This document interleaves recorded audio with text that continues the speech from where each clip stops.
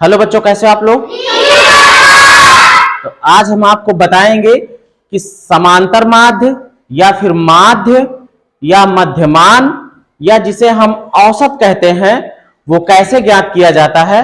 बिल्कुल आसान है, आप बस ध्यान से देखिए। तो टॉपिक में लिखा है औसत या फिर इंग्लिश में कहते हैं एवरेज या मध्यमान या माध्य। कभी कभी आपको समांतर माध्य भी लिखा हुआ मिल सकता है। क्या मिल सकता है? समांतर माध्य। तो कंफ्यूज होने की जरूरत नहीं है। समांतर माध्य ये भी एक नाम है इसका। तो चाहे आपसे औसत निकालने को कहे, चाहे मध्यमान निकालने को कहे, चाहे माध्य कहे, चाहे समांतर माध्य कहे, चाहे इंग्लिश में कहे कि एवरेज निकालो, चाहे इंग्लिश में कहे कि मीन निकालो, सब में एक ही काम आपको करना है। और जो फार्मूला है औसत का वो है कुल पदों का योग बटे कुल पदों की संख्या। कैसे ये सवाल जो है इस पर सवाल लगते हैं वो भी हम नीचे आपको बता देंगे। 2-3-4 सवाल लिए हमने। अगर ये तो हो गया भाई कि कोई पद दिए हुए हो, मतलब पद मतलब कोई संख्याएं दी रही होंगी, उनका औसत निकालना। अब अगर औसत चाल पूछ ले तो क्या करोगे भाई? चाल भी तो एक संख्या ही होती है। 10 किलोमीटर प्रति घंटे की स्पीड से जा रहा, कि 20 किलोमीटर प्रति घंटे की स्पीड से जा रहा, कि 100 किलोमीटर प्रति घंटे की स्पीड से जा रहा। तो ये 10, 20, 30 ये संख्याएं ही तो है। तो उनका भी औसत निकालना हो तो औसत चाल बराबर हो जाता कुल तय की गई दूरी बटे लगा कुल समय। ये एक फार्मूले को अगर इसको आप देखोगे तो बिल्कुल उसी से मिलता जुलता ये भी है भाई। कुल तय की गई दूरी मतलब कि कुल पदों का योग। जैसे पहली बार उसने 2 किलोमीटर तय किया, फिर 3 किलोमीटर किया, फिर 4 किलोमीटर किया, तो सबको जोड़ लो। वही तो कह रहा कुल तय की गई दूरी, मतलब जितनी दूरी उसने कुल तय की है सबको क्या कर लो? जोड़ लो। और फिर कुल जितना समय लगा है भाई, 2 किलोमीटर चलने में मान लो 2 मिनट लगा रहा हो, 5 किलोमीटर चलने में मान लो 5 मिनट लगा रहा हो, तो कुल दूरी भी जोड़ लो और कुल समय भी जोड़ लो। तो बात तो यही हो गई ना। अब आ जाओ इस पर कुछ विशेष तरीके के सवाल जो पूछे जाते हैं प्रवेश परीक्षाओं में। उसमें कंडीशन ये रहती है कि प्रथम से शुरू होने वाले नियम होते हैं। प्रथम से शुरू होने का मतलब जैसे मैं कहूं कि लगातार n विषम संख्याओं का योग, तो ये नियम तभी चलेगा जब वो 1 से शुरू हुआ हो। पहली विषम संख्या 1 हो, फिर 3 हो, फिर 5 हो। उसमें नहीं काम करेगा कि 5 से शुरू हो गई या फिर 11 से शुरू हो गई। तो इसीलिए हमने शुरुआत में लिख दिया है प्रथम से शुरू होने वाली। जैसे लगातार n विषम संख्याओं का औसत, लगातार n विषम संख्याओं का औसत। लगातार n विषम संख्याओं का मतलब क्या हो गया कि 1 से शुरू होगी विषम संख्या। आपकी पहली विषम संख्या 1 होती है ना, फिर 3, फिर 5, फिर 7, फिर 9, फिर 11, फिर 13। ये विषम संख्या ही तो है कि नहीं विषम?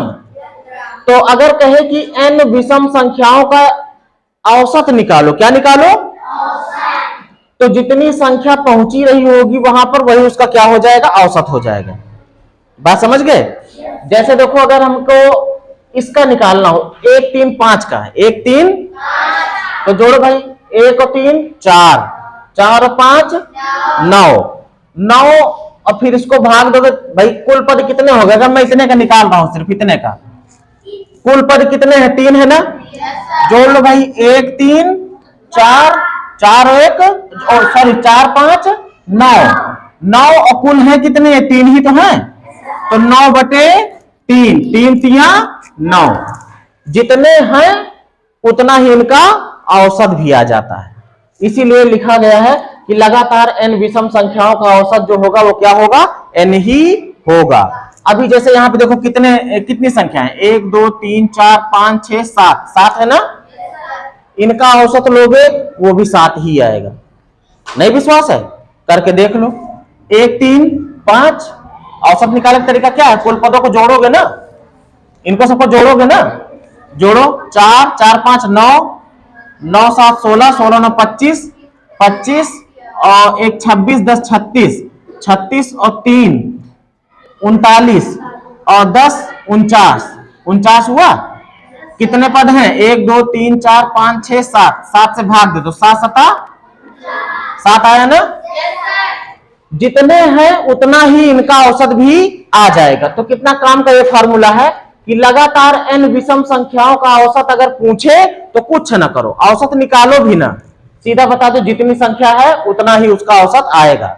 अगर 7 संख्याएं दी है तो 7 औसत आएगा, अगर 8 संख्याएं दी है तो उसका औसत भी 8 ही आएगा, 3 संख्याएं दी तो उसका औसत भी 3 ही आएगा।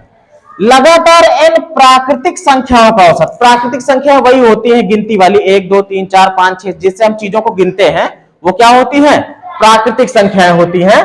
तो उनका औसत कैसे निकाला जाता है, जैसे मान लीजिए कह दे कि ये प्रथम 10 प्राकृतिक संख्याओं का औसत निकालो, शुरुआत की 10 प्राकृतिक संख्याओं का निकालना है।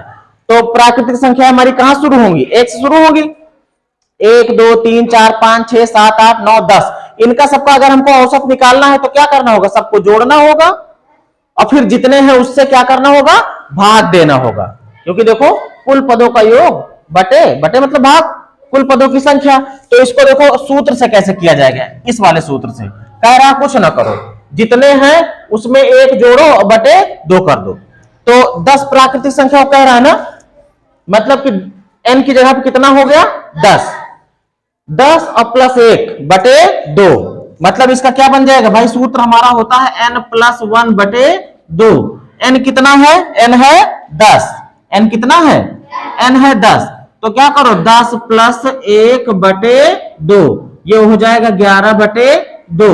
अगर इसको 2 पंचे 1 बचाना, दशमलव लगा दोगे तो 10 बन जाएगा, वो 2 पंचे 10, 5.5 हो गया आंसर।